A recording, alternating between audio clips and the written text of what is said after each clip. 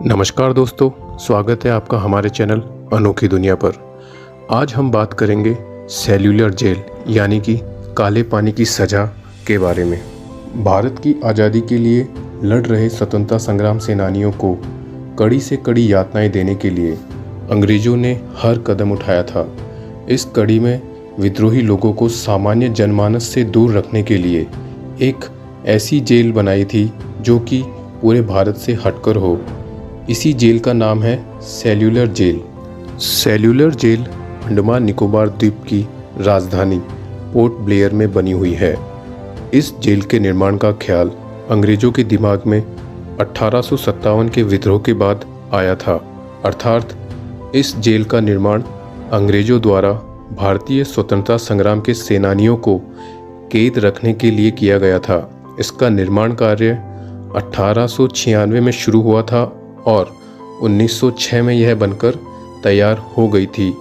जिस स्वतंत्रता संग्राम सेनानी को इस सेल्यूलर जेल में भेजा जाता था उसे साधारण बोलचाल की भाषा में कहा जाता था कि उसे काला पानी की सज़ा हुई है। इसे काला पानी इसलिए कहा जाता था क्योंकि यह जेल भारत की मुख्य भूमि से हजारों किलोमीटर दूर स्थित थी। राजधानी पोर्ट ब्लेयर में जिस जगह पर यह जेल बनी हुई थी उसके चारों ओर पानी ही पानी भरा रहता था, क्योंकि यह पूरा क्षेत्र बंगाल की खाड़ी के अंतर्गत आता है। दोस्तों, इस वीडियो के माध्यम से हम आपको बताएंगे काला पानी नाम कैसे पड़ा। काला पानी की कहानी शुरू होती है 1857 से। क्रांति के दौरान और बाद में भी जिन लोगों को पकड़ा जाता था, अंग्रेज उन्हें फांसी पर लटका देते थे या तोप के मुहाने पर बांधकर उड़ा देते थे। हालांकि सबका हश्र ऐसा नहीं हुआ। कईयों को कैदी बना लिया। विद्रोह के डर से अंग्रेज़ों ने इन्हें मेनलैंड से दूर भेजने की ठानी और ऐसे में चुना गया अंडमान द्वीप। अंडमान द्वीप भेजने के दौरान समुद्र की यात्रा करनी पड़ती थी। उस दौर में हिंदुओं के बीच एक मान्यता थी कि अगर समंदर की यात्रा कर ली तो धर्म भ्रष्ट हो जाता है। ऐसे लोगों को जात बाहर कर दिया जाता था। इसलिए समुद्र के पानी को काला पानी कहते थे और इसी कारण अंडमान की कैद को नाम मिला काले पानी की सज़ा। इस जेल को सेल्यूलर जेल के निर्माण में करीब 5,17,000 रुपये की लागत आई थी। इसका मुख्य भवन लाल ईंटों से बना है। ये ईंट बर्मा से यहाँ लाई गई थी, जो कि आज म्यांमार के नाम से जाना जाता है। जेल की 7 शाखाओं के बीच में एक टावर है। इस टावर से ही सभी कैदियों पर नज़र रखी जाती थी। टावर के ऊपर एक बहुत बड़ा घंटा लगा था जो किसी भी तरह का संभावित खतरा होने पर बजाया जाता था। इस जेल को सेल्यूलर क्यों कहा जाता था? सेल्यूलर जेल ऑक्टोपस की तरह 7 शाखाओं में फैली थी, जिसमें कुल 696 सेल तैयार की गई थी। यहाँ एक कैदी को दूसरे कैदी से बिल्कुल अलग रखा जाता था। जेल में हर कैदी के लिए अलग सेल होती थी।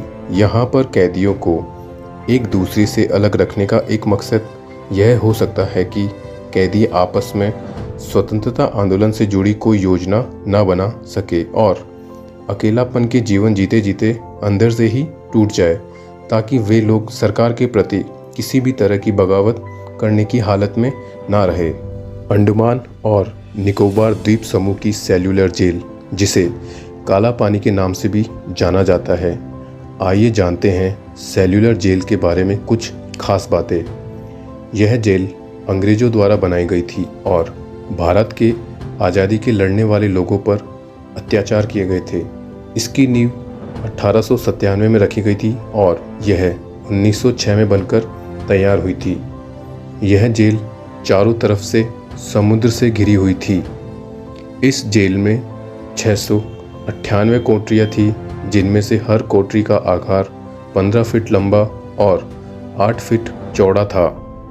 इन कोठरियों में 3 मीटर की ऊंचाई पर रोशनदान बनाए गए थे ताकि कैदी एक दूसरे से बात न कर सके। इस जेल में कैदियों को एकांत कारावास में रखा जाता था। अक्सर सेल के सामने ही फांसी दी जाती थी। महात्मा गांधी और रविंद्रनाथ टैगोर के अभियान के बाद 1939 तक इसे खाली कर दिया गया था। द्वितीय विश्व युद्ध के दौरान जापानियों ने इस जेल पर कब्जा कर लिया था।